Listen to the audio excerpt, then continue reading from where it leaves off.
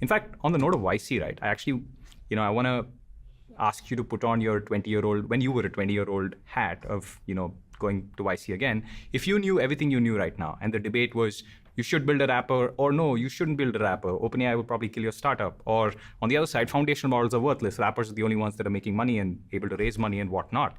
What would you do, knowing everything you knew, but also with the ability to shut out the noise? I think the whole oh, your startup is just a wrapper, or oh, people used to say that about other categories too. There was a time when people say, well, you're just a wrapper on AWS, probably. The people are building absolutely incredible new companies based off of AI. Most of them will fail or not do that well, but some of them will find a really enduring business and generate a ton of value. And that's always the case. That's just how the world works. Most startups fail and some really succeed. And it's easy to sound smart and to just dismiss everything as a wrapper or some thin thing that's not going to,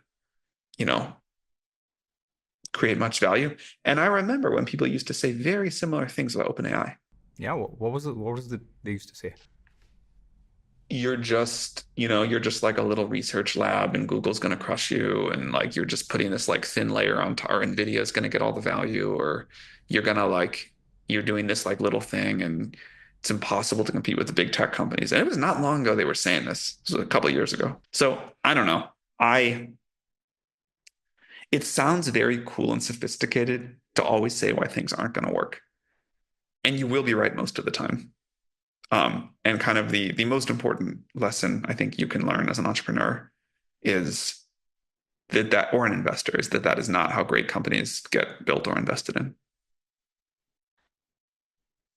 So I think if I were 20 and in YC right now, and someone was calling my company a GPT wrapper, I'd be like, I must be, in a promising direction.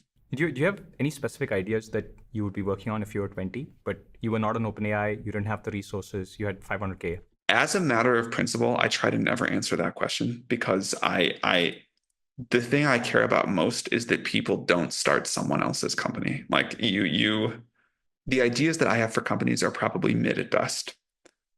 And the idea that some 20-year-old doing YC right now that has a company, that has an idea for a company that sounds totally crazy and bad to me, that's probably the next OpenAI. And I never want to discourage anyone from that by saying some safe middle of the road, out of touch idea. So go do your crazy idea. It's my advice.